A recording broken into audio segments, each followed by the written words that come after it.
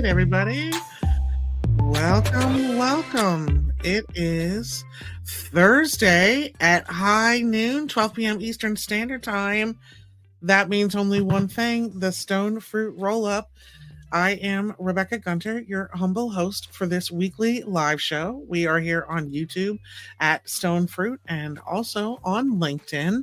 This is your business variety show that works to roll up our sleeves and get to work on all things entrepreneurship, business, and branding, which is super fun, an experimental space, the entrepreneurial sandbox, if you will. It is a 1 hour show in which we feature all kinds of conversations and quirky happenings around the wonderful world of bold brand building. Thank you so much for being here, friends and family.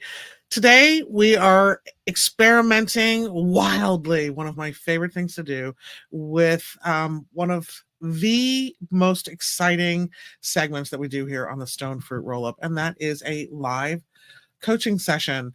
What an air horn. Live coaching is so fun to me because it really is kind of like an exercise in what is awesome about the work that we do here at Stone Fruit, bringing forth the soul of your business and co-creating these wildly wonderful, brave, and bold authentic brand presentations. This is all about the expressive side of your brand, not the functional side of your brand. So thinking about logos and fonts and colors and style sheets, etc. That's really your functional brand. Your expressive brand is how you live and breathe it every day, whether it's blog posts or newsletters or the way you talk in a sales call or your weekly live show. It's how you're rolling up, which is pretty fun to work on if you are a creative type like myself. So let me not take up too much more of our precious minutes and bandwidth. Setting up the top of the show, I'd love to bring out our hot seat diva today, Miss Julia Darlington, who is my partner in crime over there in our cohort-driven participation, and Gill Moakes, transformational business coach and friend of the show, friend and fellow fruitster. She has a mastermind group, and when I asked for if there was anyone wanted to come on the show and be live today and get some coaching, Julia was the first to raise her hand. And I'm so excited about that fact because we've been trying to get together for a while and have a connected conversation. She's one of my favorite people to listen to in the mastermind conversations over there at Rise Together. And she's follows some of my writing on Substack and just has been a fun person to interact with. So I'm super excited to see her today. She's going to tell us a little story of her career journey and how she's making a big transition and pivot into something new and exciting and what turns her on about that. And then we'll roll up our sleeves and get to work on the actual blood, sweat, and tears of brand building, because Julia really wants to effectively communicate who she is and not sound flat or like anybody else. And that's where I come in. So without further ado, please welcome Julia Darlington. Hello. What a lovely introduction. Thank you, Rebecca. Indeed. My pleasure, Julia. Thank you so much for coming on the roll-up today and volunteering to be in the hot seat. You had no idea what to expect. How did you get the bravery to raise your hand? What inspired you to just go rogue and be like, I don't know what it's going to be, but I'm going anyway. I'm going into it. You know what? There's been a big shift, actually. For me, over the last 6 months, a year, of just thinking, if not now, when? Really, if not now, when? I hit a big milestone this year in September. I hit 60. I think, can I say bloody hell on here? My God, we're so blue. I could barely turn Kathleen off last week. Oh, good. I just think I've spent nearly 60 years on this planet, and I've done some amazing things and some not so amazing things. And I think, what am I waiting for? Time is going, so I will jump into all of it, and feet just see where we go. Feet first. What has been the coolest thing that you've noticed in your own professional journey since you've adopted this mantra of, if not now, then when? Putting myself out there, removing that huge fear that most of us harbour to a lesser or greater degree of, oh, what if somebody doesn't like it? What if somebody judges me badly? I know at the beginning of my journey into entrepreneurship, having worked in corporate for so many years, it felt really scary to actually, I wouldn't have used these words then because I didn't have the words to use, but to be unashamedly me, authentically me.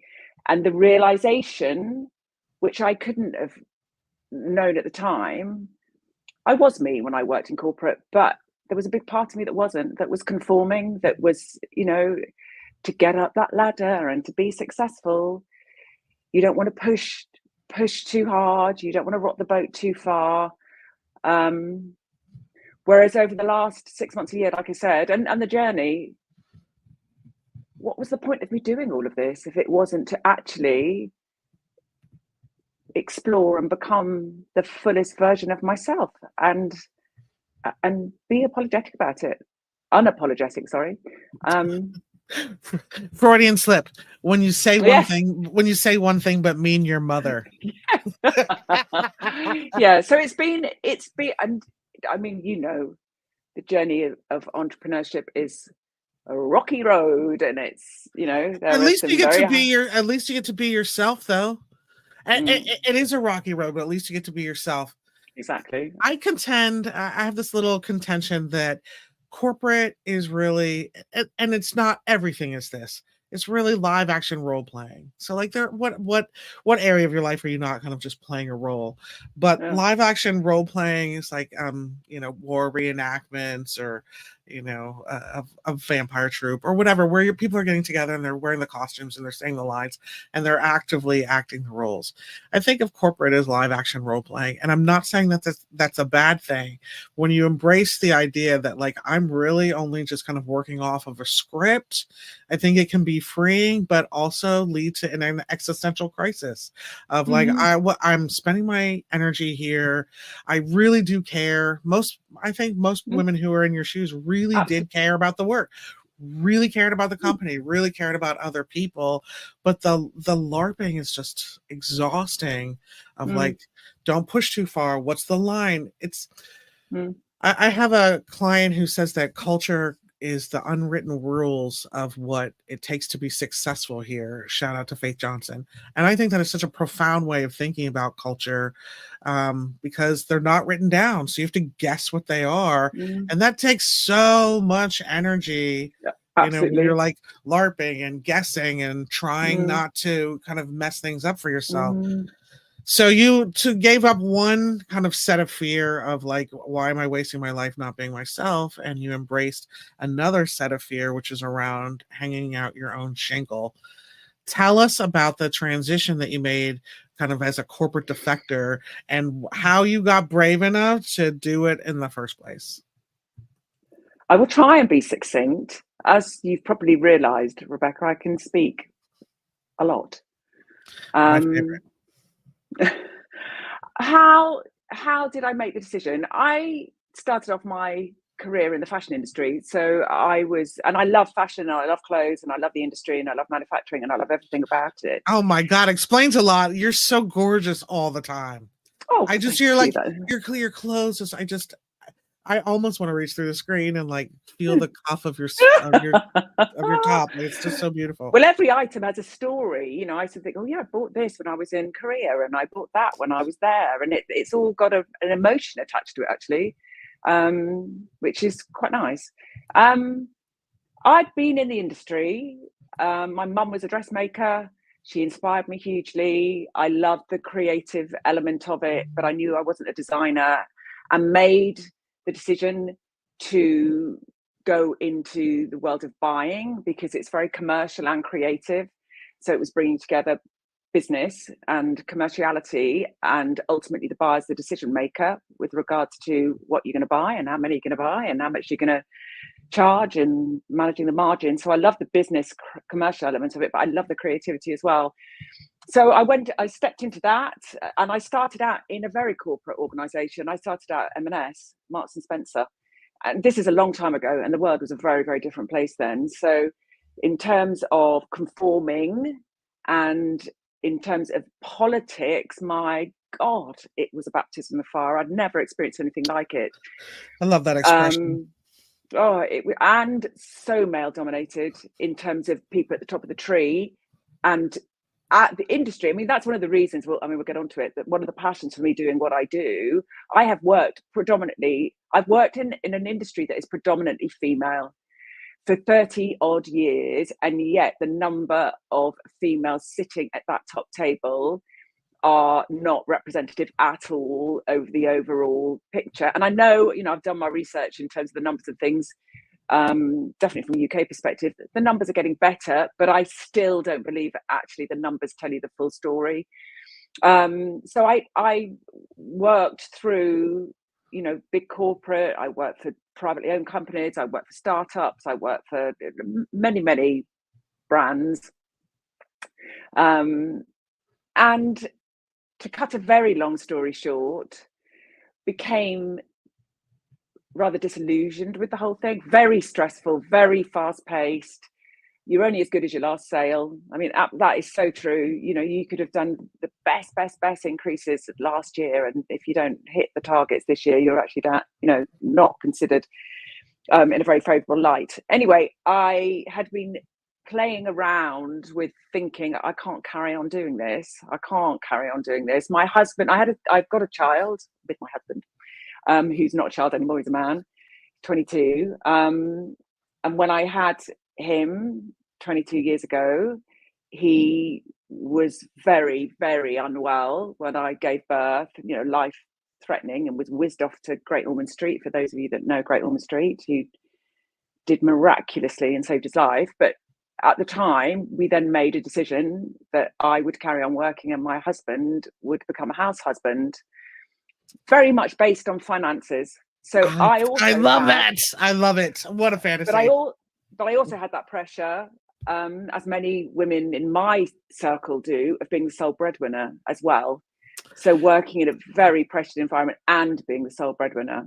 And also I'll add that studies have shown that the women who are sole breadwinners also take on more of a lift of the domestic work at home for, I don't know what we're making up for in patriarchy, but there's some sort of like guilt mitigation that means that women who are the sole or primary breadwinners actually put in more hours at home because of some sort of weird power dynamic. So you've got, you've got a kind of like a health concern with your son. You've got kind of that reverse power dynamic. You're putting in more time at home. You're the principal breadwinner. We're in corporate. That's taking everything you have and more. Where's your breaking point with that? Well, my husband was amazing. He was absolutely amazing. And I think there's, to add into that, because, it's been proven, hasn't it, statistically, but there's also an element, and I can only talk for myself, I actually did want to spend more time with my son. But in our situation, as like I said, for many other couples and people in different situations, that wasn't an option. It wasn't. So there was guilt, but there was also, I can say it now, I wouldn't have said it at the time, but an element of bitterness about, but I want to be the one at home. I want to be the one staying with my son. But anyway, here we are. My son's really fit and healthy and everything's wonderful in that sense. What's his name? But Zach. Team Zach. What's up, Zach? I hope you're watching. Shout out in the comments if you are. Yeah, he's not, because actually he's just gone out. But well, catch the replay. Zach. Absolutely. And he is on the replay. He is one of my biggest supporters. He's amazing. So I went through all of that. I carried on working, and don't get me wrong, I had some amazing times, but got to a point, and at the time, to add into this is a bit of I didn't fully appreciate that I was perimenopausal and was going through all that glorious journey that so many of us go through. And as we go and through don't talk about. Exactly. I talk a lot about it now, but thank you. And I was really considering, what am I going to do? I can't do this forever. I don't want to do it forever. And then I got an opportunity out of the blue to move to Australia, to work over there, to head up a brand over in Australia. So I to a degree, dragged my son and my husband kicking and screaming, because I don't think either one of them really wanted to do it. But we got to that point of, I remember sitting with my husband in the sitting room about, well, are we going to do it? I said, we can't stick one foot in over there and have one foot over here. We either go or we don't. We either say yes or we say no. If it doesn't work out, we come back. And if it does, we stay. So we jumped. So my son was 10 at the time. So How adventurous. Yeah, it was amazing. I mean, I say it was amazing, but it was bloody hard as well. Oh, yeah. So we went to the other side of the world, and I think as many of us do, I thought, yeah, it's all going to be fine now. It's all going to be fine now. Everything's going to be fine. And then over a period of time, that huge realization, no, actually, I've just taken with me what wasn't right. It doesn't matter that I'm on the other side of the world. I have to deal with my stuff. I have to deal with this. It's not going to go away. And I to cut a very long story short, I reached a point of, no, stop. And I had a conversation with my husband and said, I am not doing this anymore. I can't. And if that means we have to go back to the UK, then so be it. But I can't do this anymore. I don't want to do it anymore. And I'm going to stop, and you can start. And actually, the biggest learning from that, Rebecca, was from a universe point of view, I had to stop to let the universe. My husband then got a job literally within a matter of a week or two. So it's almost from an energetic perspective, I was blocking it and telling myself, so powerful. And telling myself I couldn't, there wasn't an option. But actually, the minute I stepped off, the opportunity came up for him to step in. So that started a very, very different journey. I did then get another role as an MD for an organisation over there, but at the same time, I made the decision. What's an MD? Which would be managing director. Thank you. I did then make the decision to fulfill a lifelong ambition to train as a coach. So I joined the Coaching Why did you Institute. want to do? Yeah, why did you want to do that? How was that a lifelong ambition? My very, very first experience of being coached personally was when I first became a director for a company, actually around the time that Zach was born, actually, because I went on maternity leave when I was in that organisation. And I met two phenomenal women, Trudy Ryan and Angela Rutherford Adams, who had a coaching and development business, and they were brought in to support myself and my fellow, there was 4 of us, first appointment directors, leadership directors. We were a leadership team. And I just found it transformative, absolutely transformative. How? And I've still got all the training material that I had with them, from 22 years ago. I mean, really, really powerful stuff. How did it transform you? Sorry? How was it transformative? Opening up perspectives that I had never, ever considered, that I didn't know. I mean, coaching is about opening up these windows of opportunity and potential and different perspectives through really effective questioning, and opening up this whole world. Although I didn't know all this at the time. I mean, I've been on a very long journey of discovery and learning since then, but the power of your brain, of your mind, of how the power of your unconscious mind that you're not conscious of,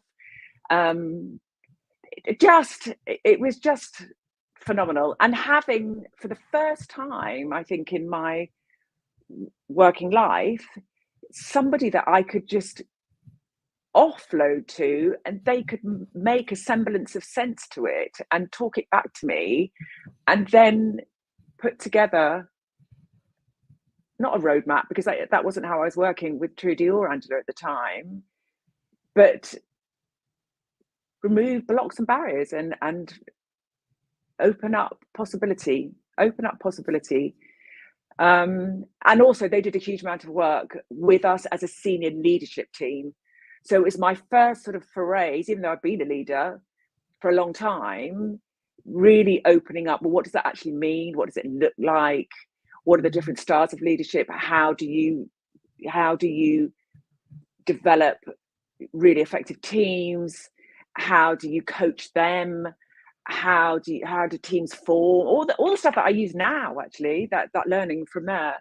So I toyed with the idea over the years, but had again allowed myself, oh no, you won't have time for that. Oh no, your job's too busy. And yes, it was, but it was always not now. I haven't got a choice now. I can't do it now. Not now. And so I parked it and parked it and parked it and parked it. And then I got to this point when we were in Australia of it's now. I have to do this now. So we How do you know that? How do you what happens for you in your spirit or your soul or your energy?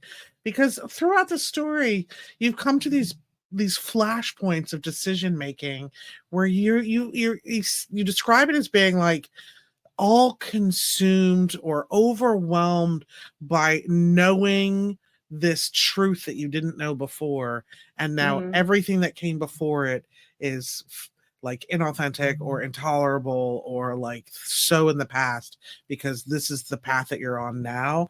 Can you talk a little bit about that flashpoint or the intuition or your ability to discern it from the universe, if that's how you're wired? How does that come up for you that you make those decisions? I don't think there were flashpoints in that they were sort of epiphanies and it suddenly happened. You know, that process of reaching that decision point was a long journey of contemplation and inward questioning, and also a lot of pain and a lot of, I don't know if this makes sense to some of the people that are watching this. I have always had something inside me that has told me that I'm here for something important. I'm here for something important. And I couldn't verbalize what that was. And I think when you start off on your journey in your career, you know, like for me, it was fantastic because it's an upward trajectory. You know, I joined as a graduate intake at Marks and Spencer, and then you get promoted to a assistant buyer, and then you become a range selector, and then you move on and you go up that ladder. And there's this very clear, well, there is in the industry that I've come from, a very clear sort of path that you follow. So it was always upward. It was always, oh, that's the next goal. That's the next target. That's where I want to get to next. I tell you, one of the things that was one of the biggest points that I remember and has been a big trigger to being where I'm at. When I was at university or Poly, I was at Manchester Polytechnic. The polytechnics don't exist anymore. They're called universities. I did a 4-year course, and in that course I did a year at uni, 6 months working in industry, a year at uni, 6 months working in industry, and a year at uni. And those 2 6-month periods working in industry were both for UK clothing manufacturers. And one of them was a supplier for Marks and Spencer. And I was down in the south of England, moved down to the south of England, and was looking for somewhere to rent because I needed to rent a room somewhere. And I think it was the CEO of the company, his daughter or somebody he knew, or I don't know, had a room in a house. And so they set up this meeting for me to meet this lady. And she seemed really old to me. I think she was about, I don't know, 25 or something, or 28. She seemed really, really, you know, oh my God, she knows everything. And I remember meeting her in Bristol. It was down in Bristol. I remember meeting a very nice lady. And we were sort of chatting about the room, and she was asking me what I was doing. And she asked me at the grand old age of, so how old must I have been? I must have been early 20s, 21 or something. I don't know, something like that. She asked me what did I want? What was my ambition? And I said, to be CEO. To be CEO. And she said, what? And I said, well, to be the top, to get to the top of the tree, to be at the top. And I will never forget this.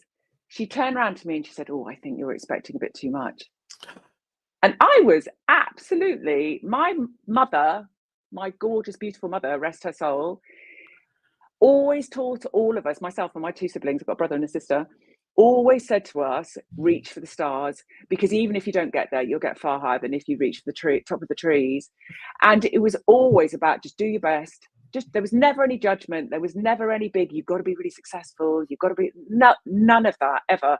It was always about just do your best and reach for the stars. And therefore, why would I think any differently? I'm not saying that I was supremely confident in everything, because I certainly wasn't. I really wasn't, actually, in lots of ways. Your blog that you put out yesterday, day before, resonated with me hugely with regards to body image and confidence, because I've had a big struggle with all of that. Wow. Thanks, girl. Sometimes I think nobody reads it, so you're like, fill my bucket. Thank you. Really powerful, really powerful. And I was just gobsmacked. I just thought, what? Again, that sort of feeling of, well, why would you tell anybody that? That's a surefire way that they'll never make it. That's the way to fulfill that destiny, is to shut it down in the first place. I know. So I can't even remember what the original question was. Oh, having those sort of points on the journey. I think when I made the decision to go to Oz, that was in for a penny, in for a pound. Why not? What have I got to lose? What have I got to lose? What does in for penny, in for pound mean? What does that expression mean? It's a very British expression, I suppose. Yeah. In for a penny, in for a pound. I suppose if you could put a penny in, put yourself a whole lot in. What does it mean? I don't know. I've never questioned that. I've never questioned that, Rebecca. Does that mean that as much as you put in, you're going to get out of it? Or that you're going to... I'm going to Google it afterwards, but I'd like to think it's, well, if you're going to put a penny in, because I imagine the expression probably was really old. If you're going to put a penny in, why not put the whole lot in? I've heard that about sales too. If you're going to ask for $5,000, why not ask for 20? Yeah. Like, what's the difference? What's the difference? Well, or sponsorships or any kind of work. But when I made the decision, I do know now, part of that decision-making process, not so much about going, but coming back and making the decision to jump into the coaching. I joined the coaching institute, as I said, in Melbourne, and did my training and made the decision that when we come back, I'm not going back into a company and being an employee. I'm going to consult to the fashion industry, and I'm going to build my coaching business. So that was very conscious. That was a very conscious decision. And I was given an opportunity to stay in Oz and take on another role, senior role in another big organization. And I turned it down because I did know, even though it meant that my husband and son had to come back to the UK, and there were some other complexities there. My mum had dementia, and I couldn't speak to her because she couldn't use the phone, and she didn't know who I was. Yeah. My dad was dealing, so there was all that going on. Also with our son, he was at that stage in education for the UK where he was having to choose what's called his GCSEs, which is a really quite pivotal, important stage in your decision making in terms of your career. And we knew when we went out that we had about 2.5 years, 2 years before he'd have to make that decision. So it all sort of fitted into that. So yeah, it was risky, and there's been some scary, hairy moments as a consequence of coming back. And like I said, it's a rocky road, isn't it? But bloody hell, I wouldn't change it for the world. I wouldn't change it for the world. Well, why did you decide to go into coaching in the first place? Well, here's what I'm hearing. I'm hearing like, I've paid my dues in corporate culture and being in a leadership team. Like, it's time for me to evolve into something else. And I've heard I had such a powerful experience in my own coaching journey. The very first time that I interacted with somebody, I have a coach now. I just feel like this is the way. But I haven't heard kind of like what your what's the hill you're dying on? Like, who are the people you're out here to kind of, I want to say save and put air quotes, but that's not even it at all. Help, transform, give the same experience you did. Like, why did you be like, yes, coaching, that's for me? Who did you think you would help?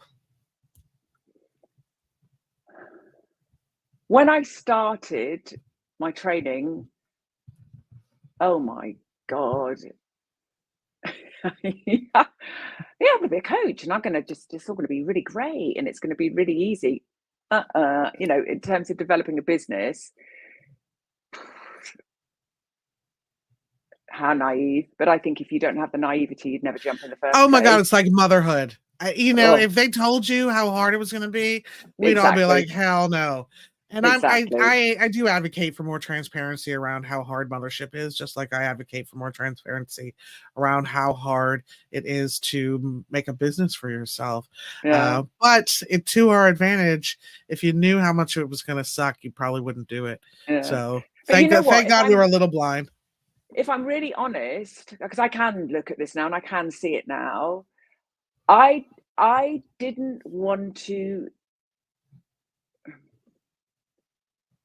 I didn't want to compromise myself anymore. And I did, you know, that feeling of you sell your soul, you sell your soul. When you're working in an organization and high powered, of course you do. You know, you're getting paid for a reason.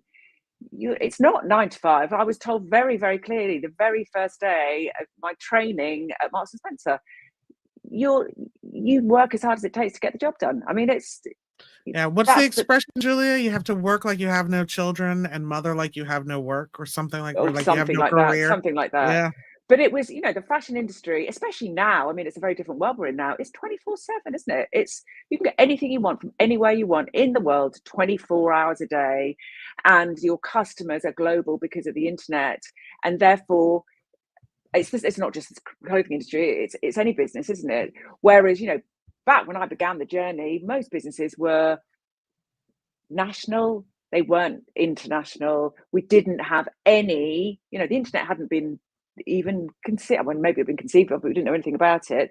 You know, communication wasn't as it was now. There was no, I mean, it was another world, wasn't it? It was a completely another world.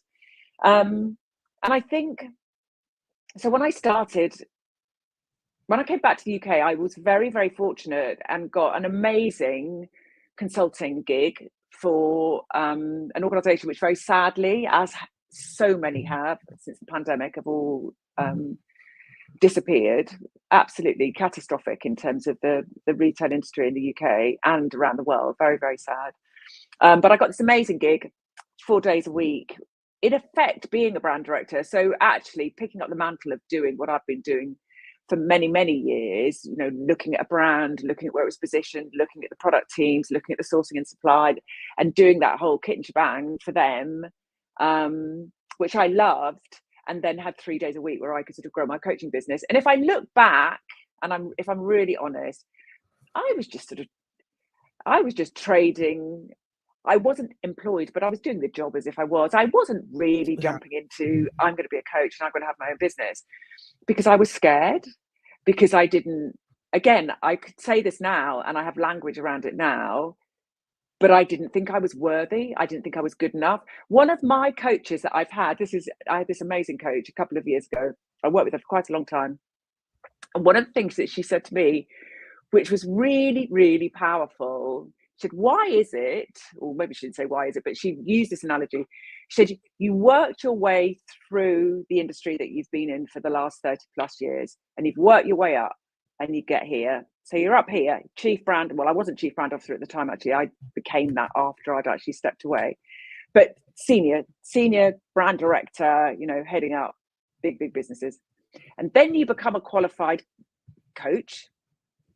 Why is it that you think you've got to start that here instead of you're here and then you go up from there? Whereas what you're doing is, yeah, well, I'm really, you know, because a consulting opportunity came along when I was working with her, and she said, your language, the way you talk, the way you express yourself when you're talking, yeah, consultancy, yeah, I can do that, and what you charge, and yeah, of course I can. Of course. But when you talk about coaching, you completely change your energy and you're sort of here. And I suppose I felt I haven't earned the points. I haven't earned the credibility yet. I didn't put together the knowledge, the understanding, the number of people I've coached within my positions as senior leader, and the knowledge and experience I had of driving businesses to success with my teams, obviously bringing teams with me and my peers, working with my peers. But it was a very interesting dialogue with her with regards to, I was doing that. That fear, that real fear of, what if I fuck this up? What if I bugger this up? What if I'm no good? What if I'm judged as, all the stuff we all carry around with us to certain degrees. Me, a coach, really? Can I really make a business out of this? All of that stuff. I hadn't faced and I hadn't dealt with, and that's been a long process to do that. So I think what I was trying to say is, none of this has been an epiphany and suddenly things have changed overnight. There's been markers along the way that, I mean, I'm an extended disc consultant, a level 2 extended disc consultant. I don't know anybody out there who knows what they do. Don't forget, yeah. Also, if you're watching now, to go back through old episodes of the Stoned Fruit Roll-Up and see Heather Lyle, who talks about communication strategy through the lens of disc. So we're very familiar here. Fantastic. An extended disc, because it's an energetic profile, it's not a personality profile. You're not locked. You're not told this is what you are and therefore that's all you can be. These are the different energetic styles. Your profile, you have 2 profiles. One of them is your innate, natural, energetic way in which you approach your life. You're not conscious of it, but how you, in any scenario of your own choosing, that's how you would naturally, energetically show up in the world. And then we adapt ourselves to achieve success, whatever success is, looks like, means to anybody, because it's different for everybody, obviously.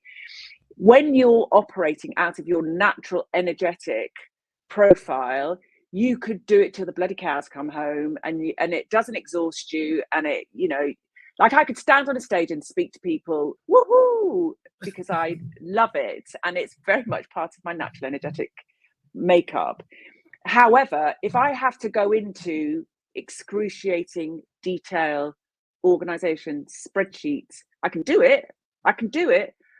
It exhausts me because it's not my natural energetic style.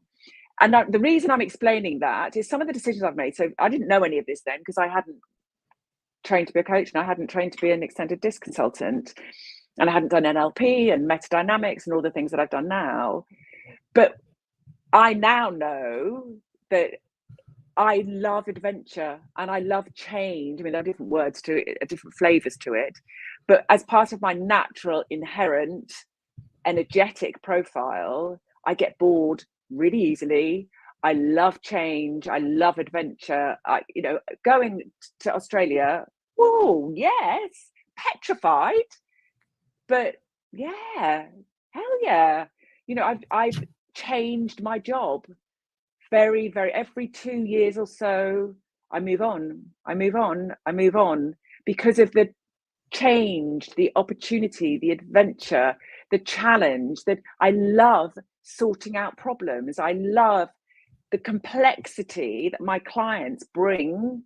And I say to them very often, because they just know that they're not in the place they want to be in, but I don't quite know why. And I said, it doesn't matter. Just throw it at me. Whatever's in your head, just throw it at me and I'll catch it.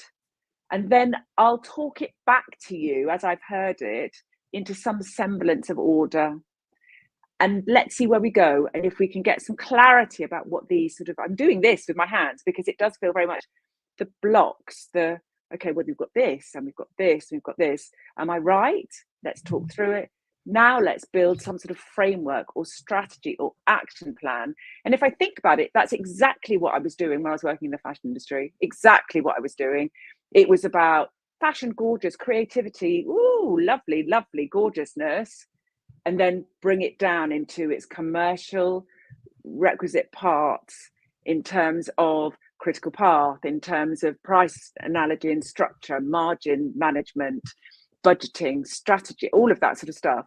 So I naturally love new, challenging, exciting. We have this in common. Yeah. Do you know what yours is? Very much. I have no idea. Can you tell just from looking at me? I'm just curious. I've got suspicions. I think you are very. I think you're probably very high in your I energy because you're a natural communicator and bring people around you, and you've got an energy of you guys, I'm high communicating. in my I energy. That's what I'm That's what I think. That's what I think. I'm Anyway, feeling. That's what I'm feeling. yeah. Here on the Stoned Fruit Roll-Up every Thursday at 1 p.m. Eastern. Oh geez, 2. Let's start again. Rebecca doing the setup for the show. Take 2 here on the Stoned Fruit Take 3 here on the Stoned Fruit Roll-Up every Thursday at 12 noon Eastern Standard Time, 9 a.m. Pacific Standard Time, and 5 p.m. where you are in the UK. My guest is Julia Darlington, and we are exploring her business, Julia Darlington Coaching and Consulting. She's telling us her story, and I am taking furious notes as I unpack the articulation of her brand out of a blank slate, out of a total echoless chamber in which we're having a quality conversation, and I'm interpreting her special sauce as we speak. Shout out to Tony Pareco in the comments, our loyalist Stone Fruit participator and friend of the show. You've seen Tony on a few episodes here, so I'd like to say thank you for coming by and our live stream. Back to you in the studio, Julia. Tell me about that guy. Tony has a question. He always has a question. He's such an awesome participatory. What do you coach on, and how do you need to develop? How my God, I'm so glad you asked that question, because we are absolutely transitioning into what you can coach on. And I'm like a dog with a bone about helping people navigate change. And I'm wondering how much of that has to do with it. And Tony, you'll love this conversation about navigating change. That's a big lift. In terms of what I coach on, at the beginning of my journey, I suppose I would have called myself a life coach, but I was going through a process of what is my niche? How can I help individuals? What is my passion? I evolved it very much into the whole business side of things, because I come from a very commercial background, so helping female entrepreneurs to start their journey and to build strategy and action plans to create, a successful business. But the two bits for me, you cannot do the strategy, the planning. You cannot be a truly, in my books, you cannot realize your true potential unless you work on this. It's an inside job. It's an inside job. You could have all the tools, all the plans, all the structures, all the knowledge, all the know-how. But if this isn't with you, you will never fully potentialize where you could go, because you'll self-sabotage, you'll limit yourself, I could sit and talk about it for absolutely hours. So it's very much, I bring together quite an unusual combination, because I coach, I consult. So a true coach that is 100% just coaching, and I'm any coach that there, you can come and shoot me if you disagree with this, that's fine. But fundamentally, you're asking questions. You're not giving the answer. You are helping and supporting your client to open up possibilities, open up thinking that they've never thought before, but for themselves. You're not giving answers. You're not saying, well, I think you should do this and I think you should do that. It's exploring gently and giving the space. It's giving the space to the client, which I do. That's why I'm not all fully in on the coaching thing, Julia, because I've got my little whistle like, let's rewrite that copy. Yeah, but the other side of it, Rebecca, but the other side I think is what you're saying. I've worked in industry, in business for the time I have. If I've got some solutions, tips, practical information that I can impart to somebody that is going to expedite their journey, enable them to get where they want to get to faster, I'm not going to just sit my mouth and not say anything. I'm not going to sit there for hours trying to get them to realize it for themselves. So I do.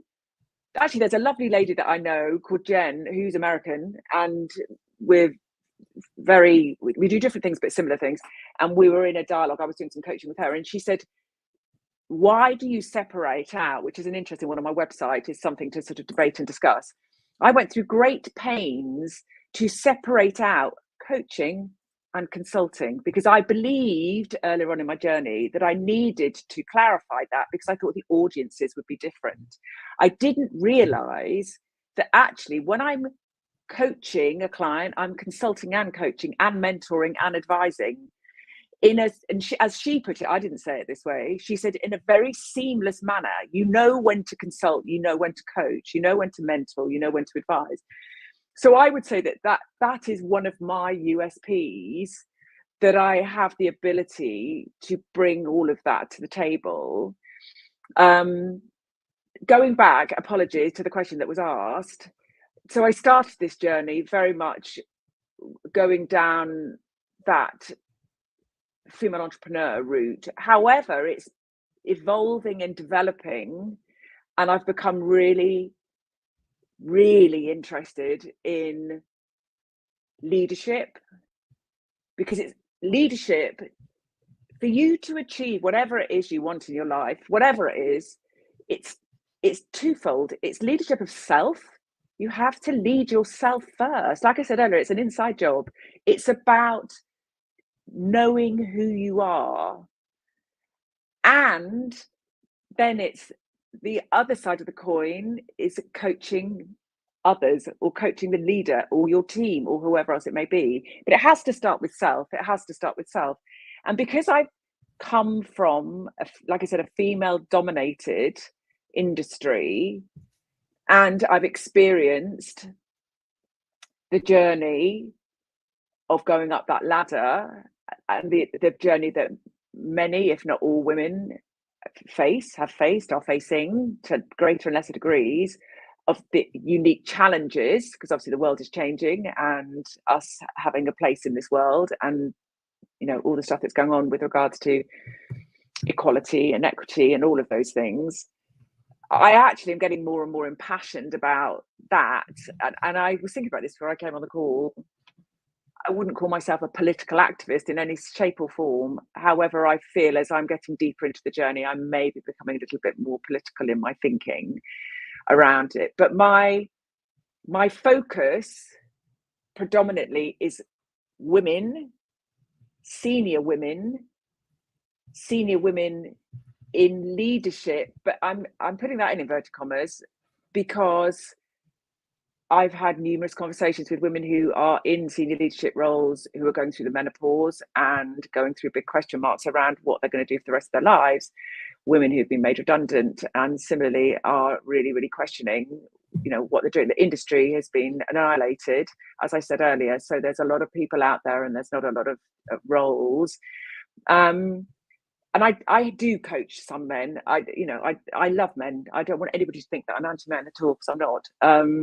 But my passion is empowering women, giving them the self-belief and the confidence and the self-esteem. We're not giving it to them, helping them find it for themselves, to be able to, yes, you can bloody have it. Yes, you can. Some of the clients I've had, when I've explored what do you want? What does the picture look like? What is the vision? If you could wake up tomorrow morning and you could have exactly what you want, what would it be like? And I've been met with so much discomfort around even admitting it to themselves. And when I've asked what's the number? What's the number that you'd like to generate in your business? Oh, well, no, just give me a number, any number. Well, any number. Is it 100 grand? Is it 500 grand? Is it $1 million? Is it 20 million? Is it? I'm not going to hold you to it. Just give me a number. Just give me some sort of idea, some sort of sense of it. There's no right or wrong. It's just so that we can then plan strategically what we might do to get to that point. And it's opening up that dialogue and conversation that it's all right. It's all right. And I've had women say to me, can I have that? Can I? And I'm like, too bloody right, you can. Of course you can. I'm not going to say it's easy necessarily, but if that's what you want and that's what you're focusing on, that's what we'll work toward. And now working because I am very, very fortunate that I'm actually now working in a capacity with those two wonderful women that coached me all those That's an years back. amazing full I circle know, story. I know. That's And I'm now amazing. I'm an associate for their business. So I started with them just before Christmas How last cool is year. that? I Julie, know. I just that's sorry, I'm that's gabbing. amazing I'm full talking circle. too much. No, you're not talking too much. This is your platform. Julie, I'm curious though who your people are. Are they corporate defectors who are hanging out their own shingle and starting a business for themselves? Are they still working within the corporate structure and you need to help them build a career?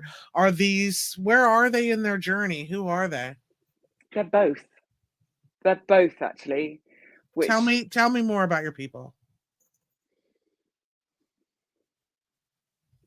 if I look at the clients that I'm currently working with, I have clients who are business owners who did work in corporate and started a business and now want help to scale and grow it. But I've more recently started building a client base that's also got first appointment CEOs, first appointment MDs, COOs, senior women who are in corporate. And I've talked to a lot of the women that I know in my sphere who are now people who've worked for me who are now very senior in the fashion industry. And one woman that comes to mind, lovely lady called Gill, who works for a big American company. She works for Anthropology, but based in the UK. And when we had a conversation and a dialogue, I'm sure she won't mind me sharing it, around what had some of the challenges been for her as she went up the ladder. One of the biggest challenges was when I finally was sort of jettisoned up the ladder into this role, I had no role models. I had no female role models to draw on because she'd worked for Arcadia and worked with me there. There were a lot of male leaders, and she said, and I knew I didn't want to lead like that. I didn't fit. She said, I didn't fit the sort of normal, this is what you must look like and this is how you must be. Most of the women, and I'm not saying that's the case now necessarily, but I certainly experienced it when I was on my journey. Women were, in some instances, told, but had been conditioned very much into believing that the only way that I can succeed is if I emulate the male, masculine leadership traits. And some of that was very bullying, was very,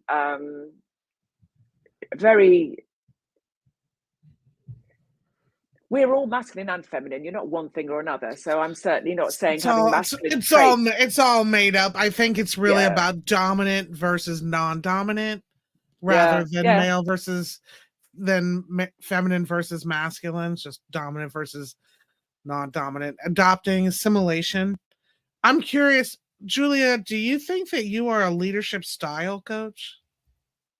What do you mean by a leadership style coach? Leadership style is very much a part of the conversation within, executive leadership coaching. And some people are fear-based leaders, and some people are influence leaders, and some people are, I don't know what all of the leadership styles are, but what I'm hearing from you is not so much like, okay, women leaving corporate who want to set up our own business, or women who are still in the corporate model. What I'm hearing from you is I help women who are very smart, high powered, senior, have been on this big blue marble for quite a while, kind of create a professional life on their own terms. And we do that by finding a leadership style that really speaks to your extended disc energy. And it doesn't matter the environment that you're in.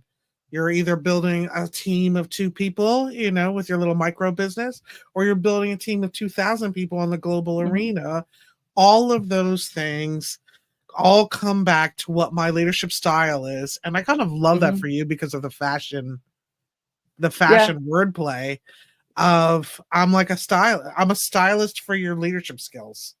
and Yeah. I can help you, kind of like, I mean, we could go forever on this analogy of like, put tired fashions to bed that no longer serve you. Put, hang that up in your closet, or whatever it is. But essentially, what does a stylist do? It brings out what looks best, feels great, has incredible materials, or, you'll have to tell me what a stylist actually does. But from what I'm seeing on the outside, people who have stylists are being dressed. And if you're a leadership style coach, I'm just exploring this idea. If Yeah, you're a yeah, yeah. leadership style coach, you're helping people decide what's in their toolkit that will serve them the best, make them feel confident, make them feel great, be fashionable, not be dated, be good for the world, etc. And whatever their arena is, whatever their personal runway is, whether it's a senior leadership job at a high level retail, or it's being a coach themselves, or it's kind of taking their unique skill set that they learned in corporate and applying it towards their own small business.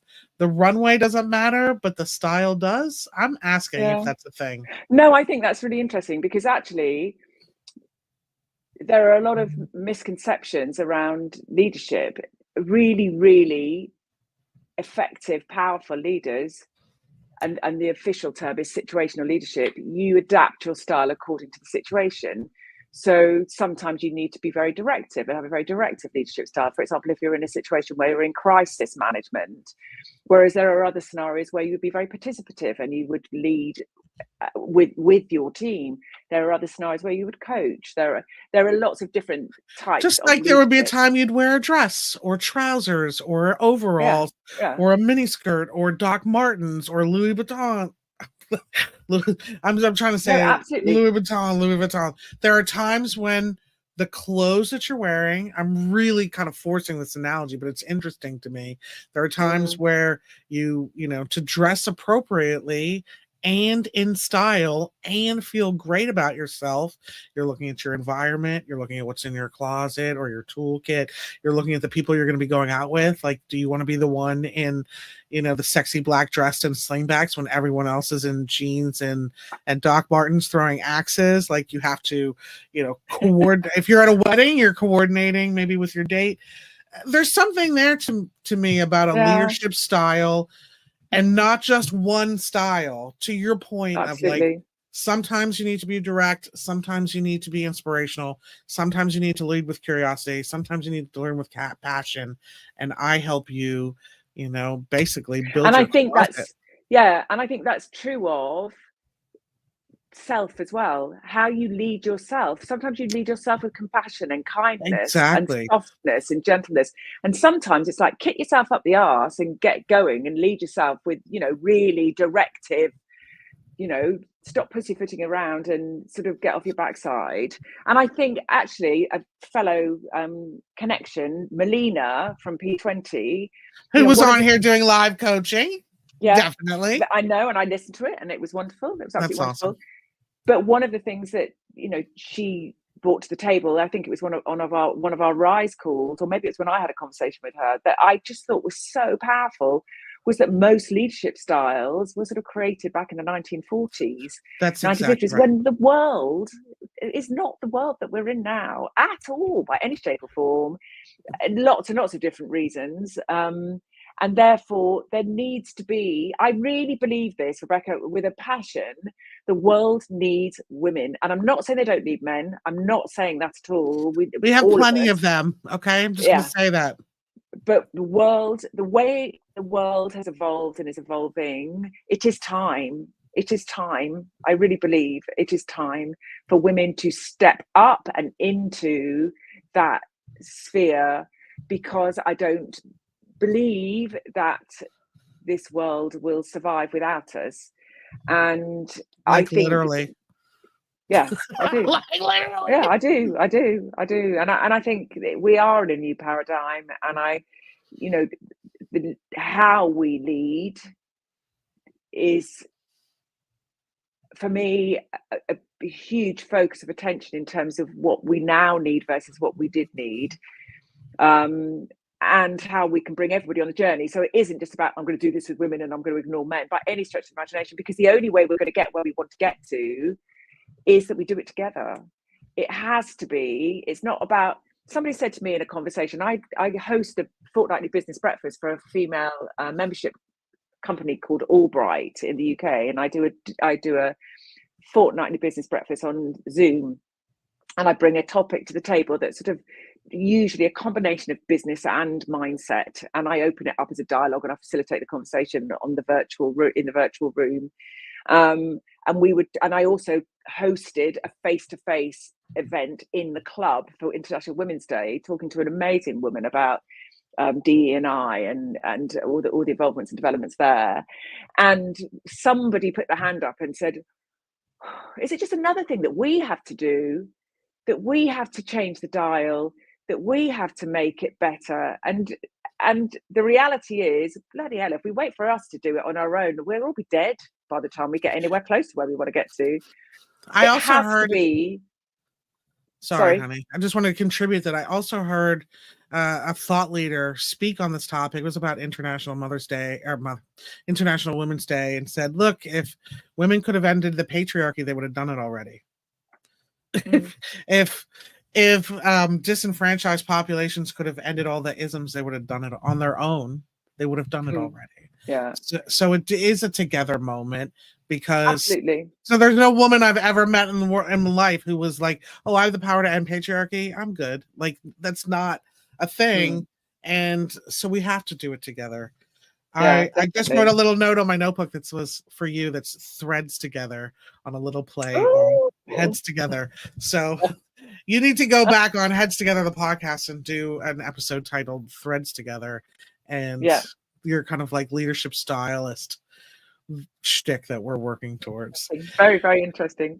Yeah, I'd love to talk to you more about this and see if I can't help you really articulate this. I'm super excited about playing with the idea of like a leadership stylist type of of talking about how you help people in your coaching practice and based on all your years of experience. So I think the point of action for you and me to do is to get back together and do some more work on this. But I do feel like we've turned a little bit of a corner, going from like helping, women entrepreneurs do the thing to I help you fully develop your leadership style, and that closet is versatilely packed with outfits for any occasion, and you're fully adaptable, you're flexible, you're dressed to impress in a way. Like, I'm kind of working through all the fashion wordplay that I can play with, and there's a lot to work with there. So I think it would be very interesting to tie your fashion industry with your coaching practice. And to me, it's around leadership style. So I hope that sounds fun to talk about. It sounds very fun. I think we should get back together and do a little bit more work around that concept. Would you be up for that? Rebecca, I'd love to. Definitely. Fabulous. Julia, tell people where they can find you and how they can work with you. How can people get in on all this delicious coaching to find your leadership very style icons? Very easily. You can either jump onto my website, which is www.juliadarlington.com. So very easy. And there is, right down the bottom of the landing page, there is an option for you to book in a time with me, book in a chat so that we can have a conversation. So down here, exactly where you've just gone past, where it said signed up. There it is. Yeah, there. You can sign up, you can contact me, you can connect with me. And you can contact me on my email address, which is julia@juliadarlington.com. So again, very, very easy to pop me an email. You can connect with me via LinkedIn. I spend a lot of time on there. So you can send a message directly on LinkedIn because I'm on it every day. So, and I am on other socials, but I don't actively engage hugely on Instagram and Facebook. But watch this space. So yes, I'm very easy. I love Watch This Space. And anyone else out there who's interested in coming on the Stoned Fruit Roll-Up and getting a little, fly by the seat of your hot pants and get some live coaching, I encourage you to go to stonedfruit.com/coaching, where you can apply and be on the show, just like our brave and wonderful Miss Julia Darlington. What a fun conversation. I love getting to know you. And I'm super excited about seeing if we can develop this idea a little bit further so that we can reach your home run goals of I need to be able to articulate this in a way that is unique and fresh and resonating and deep and powerful, and I see a way to do it. So let's love it. Love it. get a little time offline. Thank you for coming on the Thank Stone you. Fruit Roll-Up, our weekly live show here on YouTube at Stone Fruit and also on LinkedIn every Thursday at noon Eastern Standard Time. Please go visit Julia at her website. Just follow her, connect with her on LinkedIn. I know I will be, because this is a brand to watch. Julia, thanks for being a part of us. Thank you, Rebecca. Today. Yeah, my pleasure. Bye, everybody. We'll see you next week. Oh, next week is an intergalactic takeover. Intern Saturn is going to launch the Stone Fruit Discord, creating communities in outer space. I love it. Blimey. See you then. Yeah, blimey. Indeed.